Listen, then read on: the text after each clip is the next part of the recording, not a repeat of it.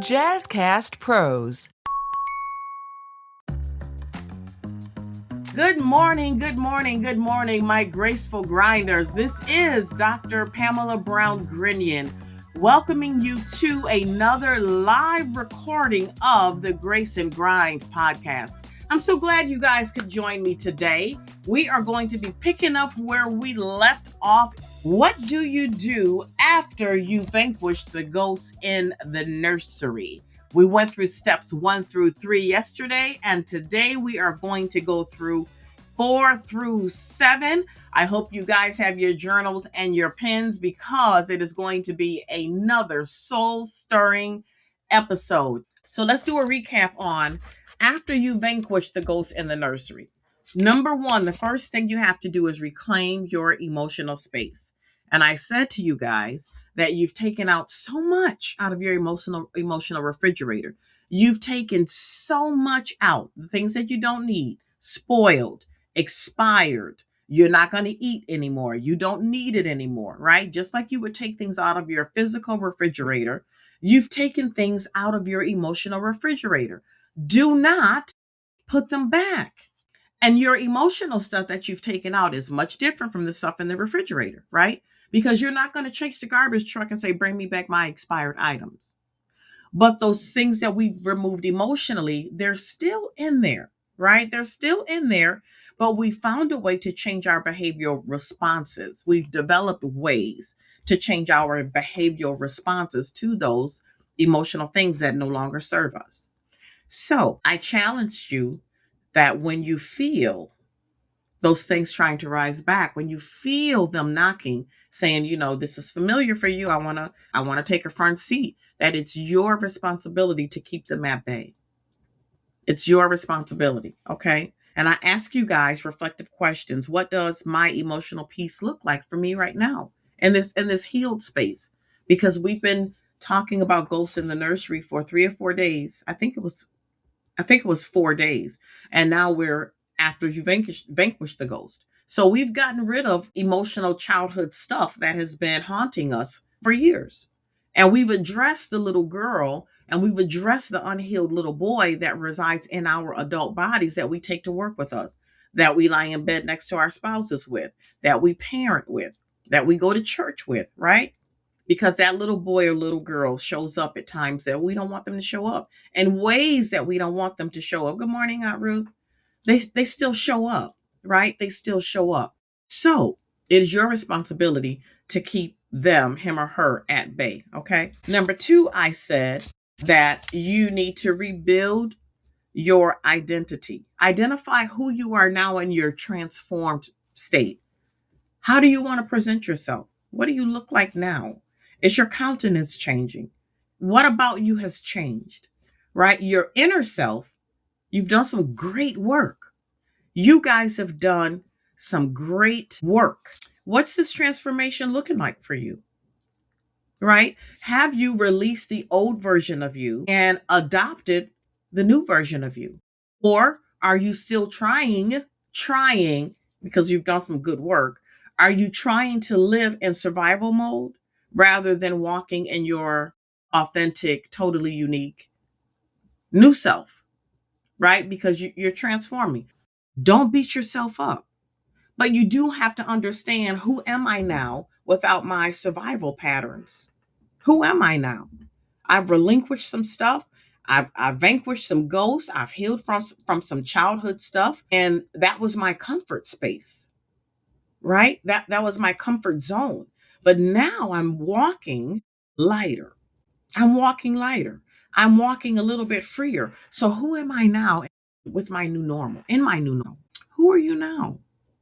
You literally, Pam, it's a tug of war for me, baby. It's going to be a tug of war, but that's normal. That is normal, right? The hard part is what I said yesterday. You can relinquish the ghost. Yeah. And you think that's the hard part, to go back and revisit. No, the hard part is holding on to the fact that I've relinquished that. I'm not going to allow you to keep coming back trying to haunt me. I'm not allowing that. That's the hard part, Toy. That's the hard part, holding on. but you can because you have the power to control. You can put those goals back into subjection. Even when they come back, that anger, that resentment, that unforgiveness, that pain that you thought I will listen. When I tell you, I know. I'm telling you, I know. And that's how I can tell you you're going to falter. You will falter. When I went through my second divorce, okay? When I went through my second divorce, yes, I have two husbands. Don't judge me. When I went through my second divorce, I mean, I was crippled in my soul. Like I was tore up and I had a lot of mixed feelings, but mainly anger because I did not want to have another divorce in my life. I didn't want to, but it was the best thing for me. It was the best thing for him. It was the best thing. It was the best thing, right? And I don't believe in living in miserably. And I don't believe, now this is from the book of Pam. I'm not telling nobody how I believe. I don't believe till death do us part is literal, till death do us part. Now this is me. If it's dead, that's death to me.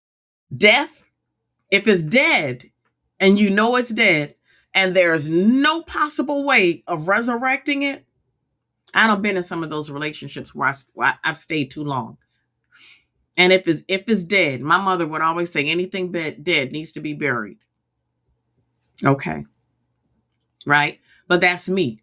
I just don't believe in keeping yourself and other people in situations that are emotionally unhealthy because I've worked so hard to become who I am internally. I've worked too hard to heal.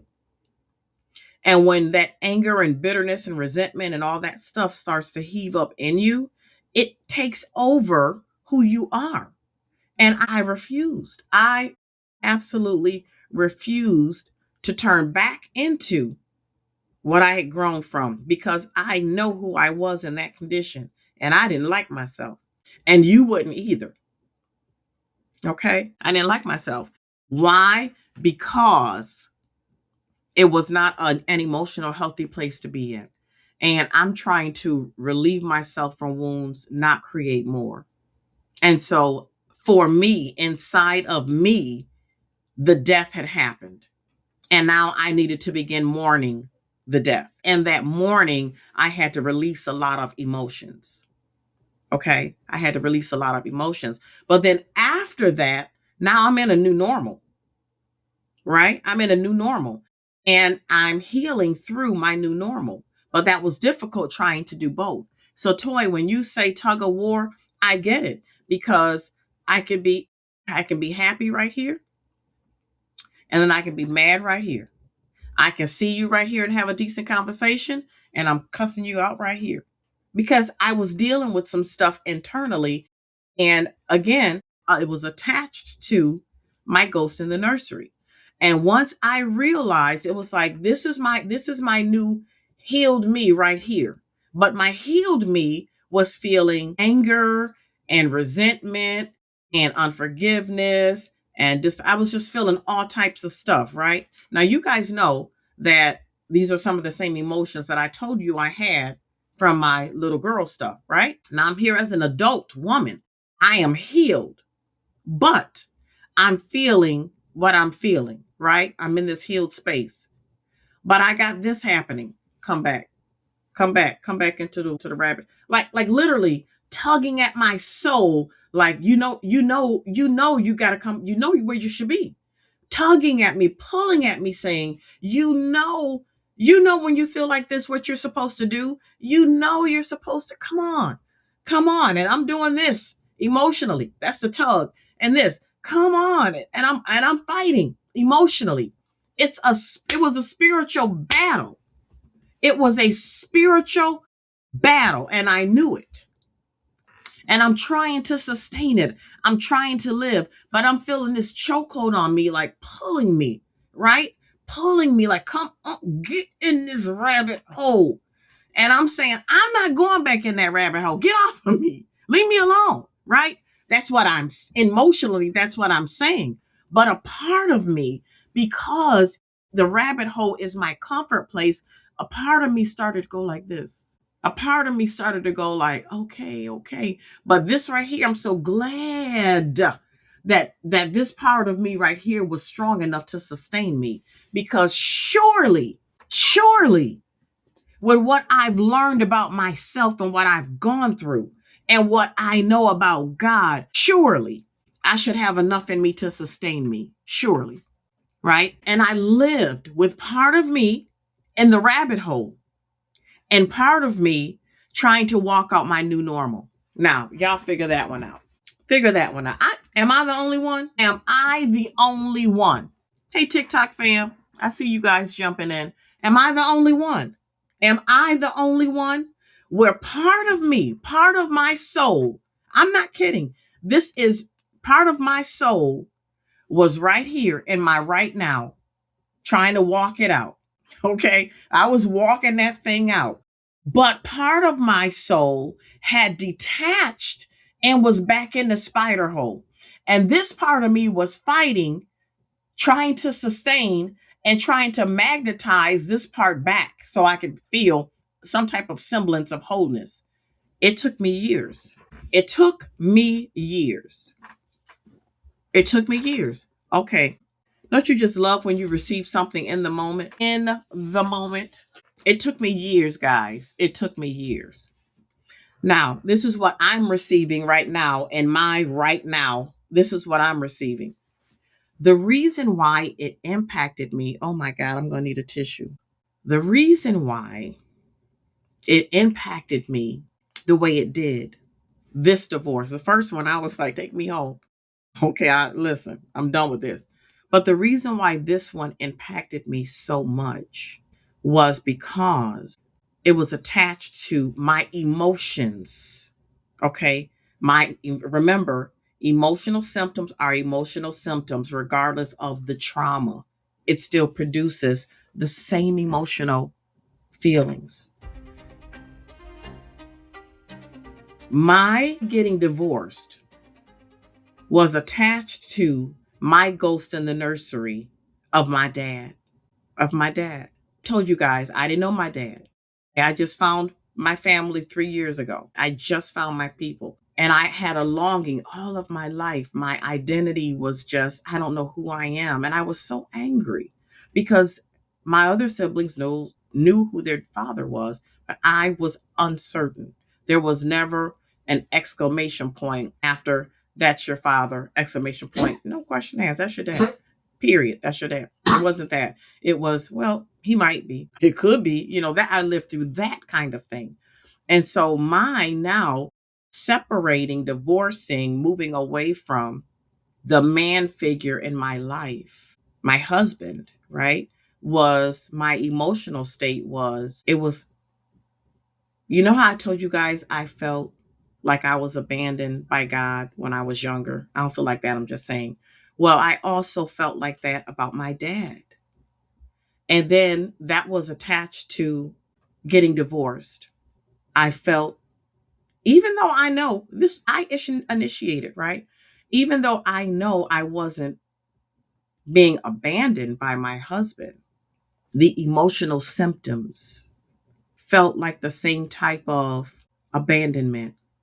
And it was something that wasn't healed inside of me because I had not found my father yet.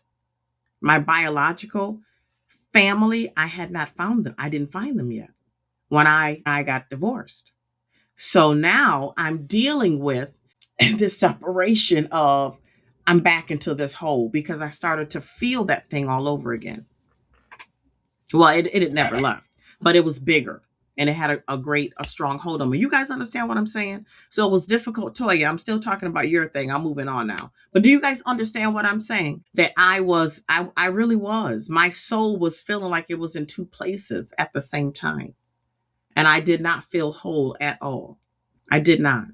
It was the emotions that I was experiencing in my adult life. It felt familiar because I felt these same emotions with my ghost in the nursery. But what do you do when that happens? You can't stop fighting. Because had I stopped fighting, I would probably still be in the rabbit hole. It's hard. It's hard as hell. Okay. It's hard, but it's doable. Because look at me now. I'm free, right? It's doable. You can do this. Okay. All right. And then we did number 3. You reconstruct. You have to reconstruct emotional patterns. Like, what are you feeling? What are your automatic reactions that you used to do when you were trying to protect yourself? But now you don't have to protect yourself back from that anymore because you are walking in your newness. You're walking in your wholeness. Now, sometimes you will, but that should not be your big turkey anymore because we've worked on that, right? So thanks, Donna says, yes, that should not be your big turkey anymore. That should not be the biggest thing in your refrigerator anymore. We've pulled it out. We're keeping it out. The hard part is keeping it out. Don't put it back in there. I'm telling you, don't put it back in there. All right. Number 4, align your behavior with your becoming. Align your behavior with your becoming. All right. Your identity isn't who you say you are. It's not with your what your mouth says. Okay? Your identity is not what your mouth says. It's how you show up every day. It's how you show up. Okay? It's how you show up. You guys understand what I mean by that? It's the person that you present to people and your authenticity and not your representative. Okay? Not your representative. Your representative is the person that you think the public wants you to be. That's your representative. Your authentic self is the person that you are transforming into on this journey of changing your behavioral responses to your traumatic experiences. You guys got that?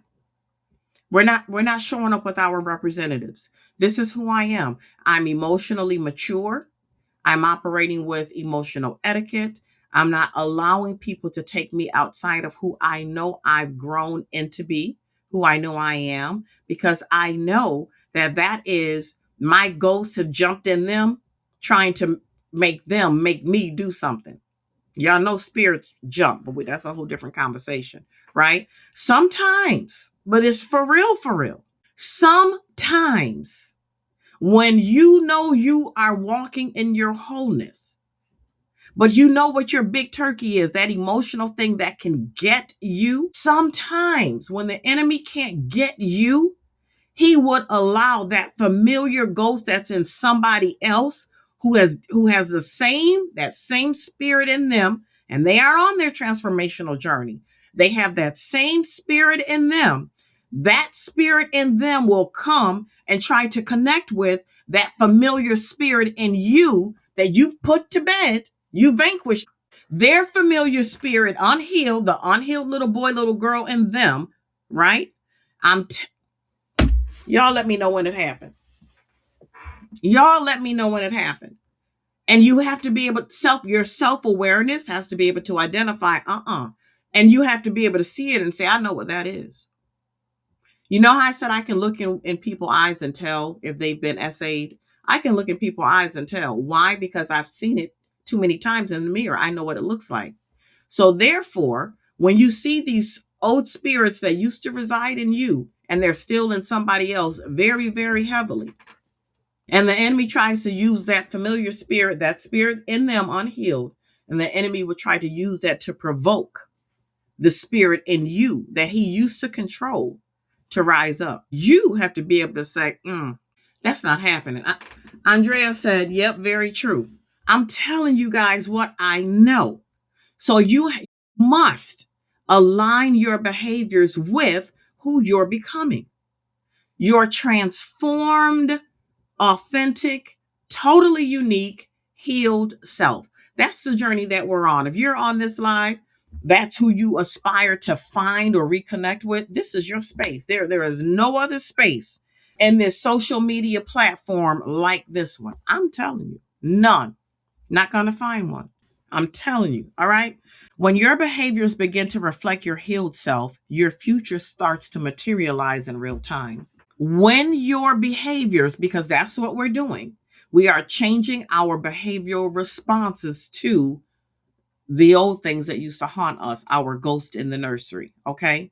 But I'm saying to you, when your behaviors begin to reflect your healed self, your future starts to materialize in real time. It's happening to me right now. Facebook, TikTok, Instagram, YouTube, and soon LinkedIn, right? Soon Twitter. The platform is building.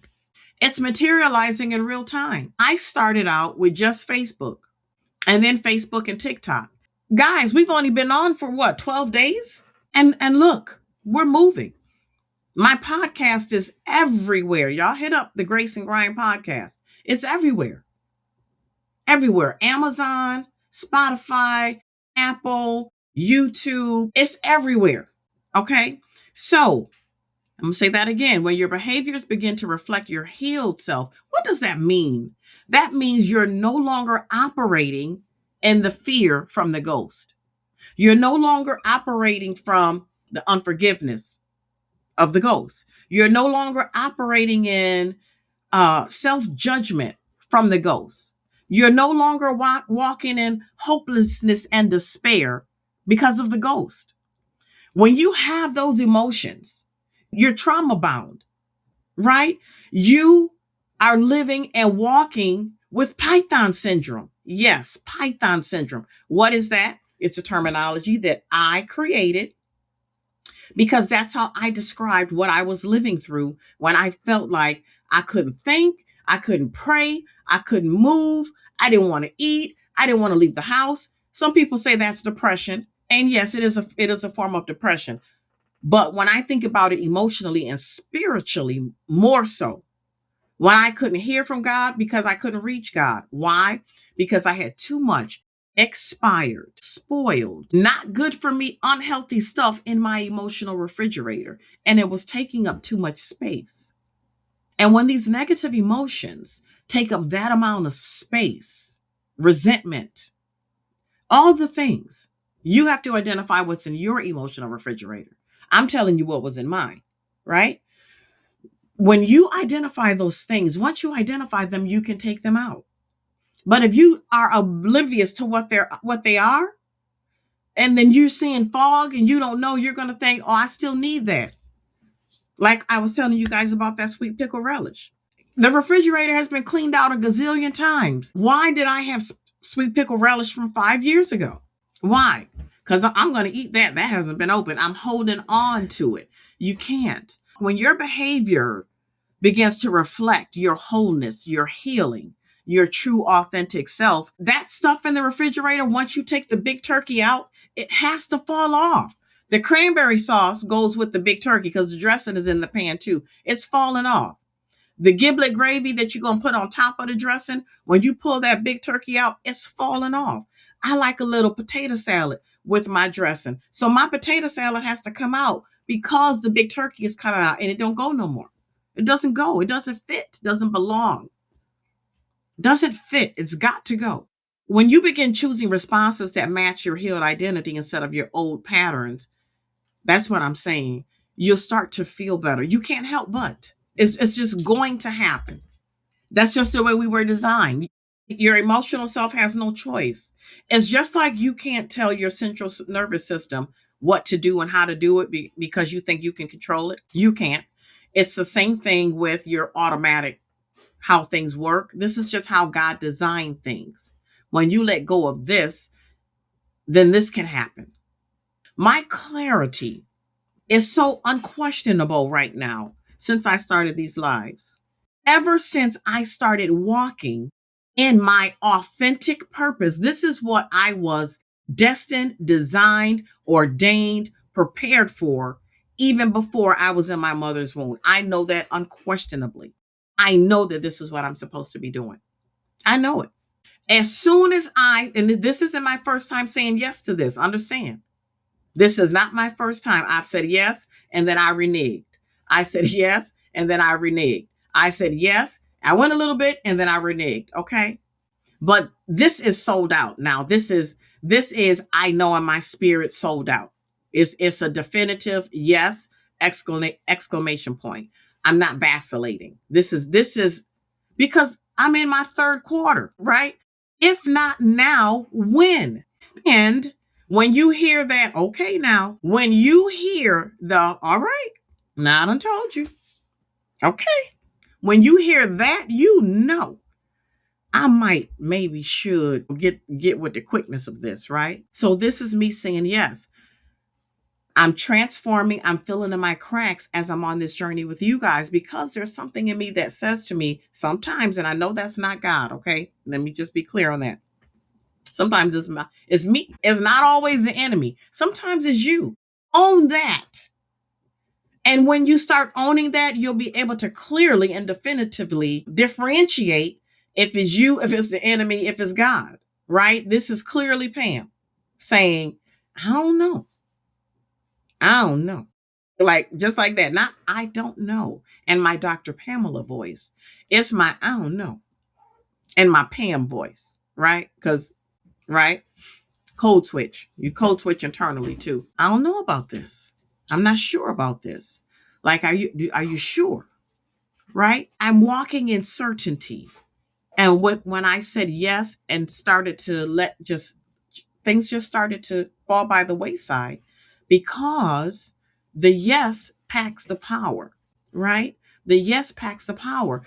And it's not just going back to the first bullet, it's not just me showing up, but I'm showing up in my healed, authentic space because that's who I am and that's what I represent, right? I'm not sending, this is not my representative in front of you guys. And I know you know that because I know you can feel me. I know you can feel me. You know when somebody show up in front of you and they're just telling you something because they're experienced and are knowledgeable. No, no, no. I'm sharing lived experiences with you. I'm sharing for real stuff. So every choice becomes a quiet declaration of who you are becoming, not who you used to be. This is me walking in the way that I represent myself is my individual declaration of independence. What you see is what you get. Now, I can come on here and I can talk like this because I know how to. And there may be times when I may need to transform or code switch into Dr. Pamela because I'm making a point. And I want to draw you guys in so that you understand that this is significant, right? But there may also be times when you may see me code switch back into, I don't know. I don't know. I don't know about this, right? I don't know. But the authentic self in me recognizes that I don't know is a part of me as well as this presentation as well, right? And you can still feel me with this presentation when I have it pulled up, right? You can still feel me because it's still a part of my authentic identity. So even though I can code switch between your sister girl, Pam, and then come back into your coach, Dr. Pamela, you can still feel me because I'm authentic either way. Why? Because my lived experiences has not changed. The way I deliver them hasn't changed. It's still the same. It's still authentic. It's true. And it's still authentically me. And you get me. You guys are here because you get me. I know you do. So you adopt habits and rituals that support your emotional well being and personal growth. That's what you have to do. You have to adopt new habits. It's a habit, emotional. It's an emotional habit. Toya said 100. Right. It's an emotional habit when you fall back into your familiar old rabbit hole because I'm comfortable there, right? I'm going to say me. It's an emotional habit for me when I encounter something that doesn't feel good to attach to my ghost in the nursery and then pull me back into the rabbit hole. That's a ritual attached to my old habits. That's the way they move, right? I feel something, my God, this wasn't supposed to happen. This shouldn't happen. That person shouldn't have happened. Or it hurt me. It made me angry. It did something. It's attached to something, the unhealed little girl. that resides in the adult Dr. Pam. Okay, that's Linkadink showing up, not Dr. Pam. Linkadink lives in a spider hole. Dr. Pam lives above ground, authentically. But sometimes when Linkadink shows up, Linkadink invites Dr. Pam into the spider hole. And Dr. Pam has to tell Linkadink, go to bed. Okay, go to bed. Grown folks talking. Okay, you guys understand what I'm saying? I'm trying to put it in a terminology where we understand from our culture, right? Go to bed, right? Grown folks talking. Yeah, I see code switch back. Pam, right? Go to bed. You can't allow, I can't allow Linkadink to rise up and speak for me. I will not do that anymore. So I have adopted new habits and new rituals so that Linkadink does not have the power with her little skinny self, little teeny tiny little self. She doesn't have the power emotionally to pull me back into the rabbit hole. Right? So what have I done? I have honed my self-awareness. So I understand when she's rising up. I've honed my self-awareness so that I can see that Linkadink spirit, the different emotional things that I've healed from, I still know what they look like. So when I see them in other people, my self-awareness is so honed that I know you cannot have the capacity for that. You need a boundary for that person. Okay. So these are the things that I did. When I feel the symptoms from the traumatic experience rising up, I know how to speak to them. And I know how to say, no, because I have the power to control how this shows up, how much power I give it, how I respond to it, and the impact that it has on me. I have the power to control that. And I've reframed my childhood traumatic experience. And I ask myself, is this happening to you right now? If it's not happening to you right now, then you should not. It's attached to this calling. And I know it. And I know it. And I know it. But Ghosts in the Nursery will make you do some of the darndest things that you know in the moment. But remember, I was talking to you guys the other day about that split second moment where you get to decide what it is that you're going to do. But in that what do you do?